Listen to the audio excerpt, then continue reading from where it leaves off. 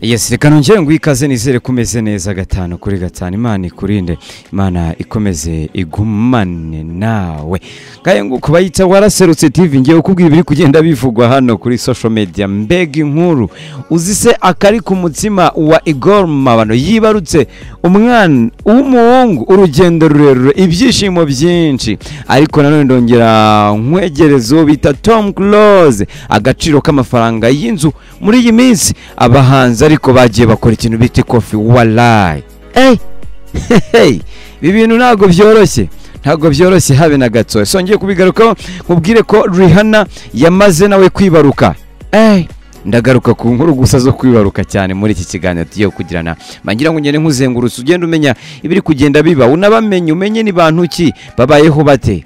Byose niko inama zanyu ndazikeneye ikindi nkeneye inkunga yawe mu buryo bwose bushoboka. Niba wumva hari icyo tubashije, give me your support mu buryo bwose. Ya muri comments unyandikire cyangwa utwandikire kuri 0780944324 aho ngaho uhita utwandikira kuri WhatsApp ukatubwira bimeze bite, mukosora ibi, mwongera ibi, ikindi murashoboye.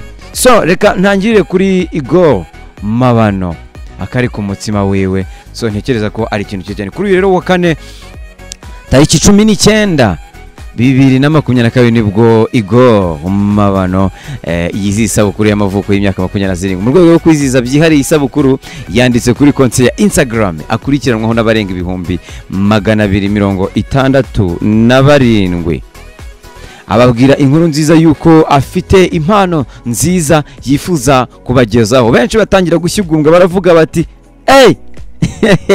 ibi ni ibiki? Uyu muhanzi kandi yagize ati mfite umwana mwiza w'umuhungu umeze neza. Uyu mwana yamubyaranye n'umugore we Laura Correta. Ni rero niyo mpano cyangwa se umunezero mfite ndetse nshaka kubagezaho impano. Kuwa gatanu Nzeri 2021 nibwo Igor Mabano yakoze ubukwe n'umukunzi we bwitabiriwe n'abarimo Platini P, Neringabo, Juda Music, Ben Adolphe ndetse n'abandi basare batandukanye. Rero mu gishimwe Kerema washinze Kina Music ariwe wabaye pare we. Uyu muhanzi kandi afite album irimo indirimbo nyinshi cyane. Producer rero Kerema yanditse kuri konti Instagram ko yifuriza isabukuru nziza Igor Mabano. Ni benshi cyane bagiye banyuraho bamwifuriza isabukuru nziza bari kuvuga bati wow, mugakoti keza. Arongera yegera umwana we amuha kabizu ati mfite umwana mfite umuhungu mwiza. Urabona aho naho yakoraga ubukwe. So ngaye nguko abastari iki cyumweru ubona ko ari ibintu byiza cyane. Igor Mabano kandi yongeye kubwira abakunzi be yuko mu by'ukuri nubwo ari kwishimana rero n'umuhungu we mwiza, niko yongeye kuvuga.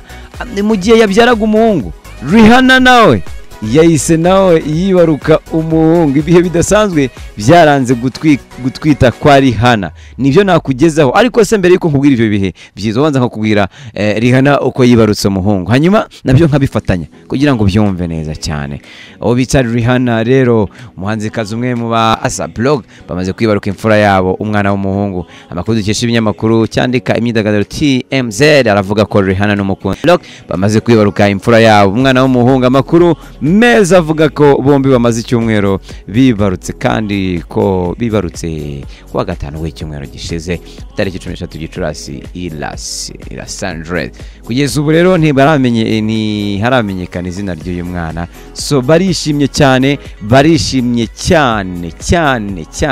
Ariko wenda nsubiye inyuma gato nakubwira ibyaranze uyu mukobwa Rihanna gutwita kwe.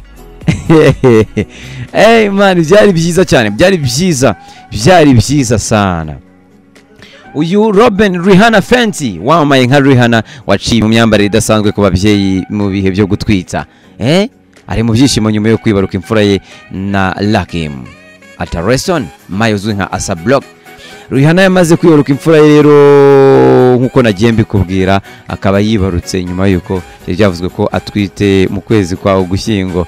Hanyuma rero ubwo yitabiraga ibirori byo guha ubwigenge igihugu cya Barbados agahita anagirwa intwari yacyo. Buriya Barbados niho Rihanna yavukiye. Nubwo rero amakuru yari yaratangajwe ko yafashwe nk'igihugu, ariko byaje kuba impamo ubwo Rihanna sab batangiraga kugaragaza mu ruhame ndetse Rihanna inda ye yose iri hanze. kuva icyo gihe rero Rihanna yatangiye kurangwa n'imyambarire idasanzwe. Benshi bakavuga ati ibintu ntago ari byo rwose Rihanna, hano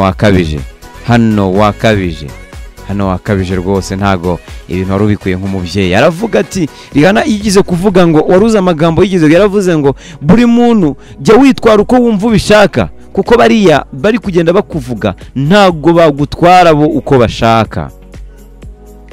Man, uyu mukobwa cyokoze aba narenze. So reka nsoreze kuri Tom Close, ni afite inzu irengeje miliyoni 100. Amafoto 50 agaragaza ubwiza bw'iyo nzu nayo nshobora kuyakugeza, ariko ntago yose nayagushyiriraho. Oya muri Nzeri rero 21 nibwo umuhanzi akaba n'umuyobozi w'ikigo cy'igihugu gishinzwe gutanga amaraso Muyombo Thomas yagaragaje inzu n'umuryango we iherereye mu karere ka Bugesera mu ntara y'Iburasirazuba. Icyo gihe Tom Close yabwiye Nyarwanda ko iyi nzu yatangiye kuyubaka mu mwaka wa 2018 ayuzuza 2021. Yavuze ko atahita atangaza agaciro k'iyi nzu, ati gusa irarenga miliyoni 100. Dore inzu, iyi ni inzu Kwer, inzu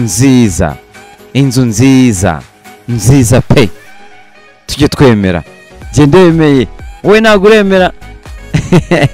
Wakoze cyane, ngaho Imana ikurinde, Imana igumane nawe. Ayo ni amakuru mba ngenda ngushakira, ngira nkubwira ibigezweho, ariko ndacyahari nkaguhereza na byacitse hano, ariko mu minsi mike ndahari for everywhere to another YouTube channel. Gusa nkwibutse ko wakora subscribe, ni inkunga ikomeye, ntago nzigira ndeka kubaha stories. Imana ibarinde.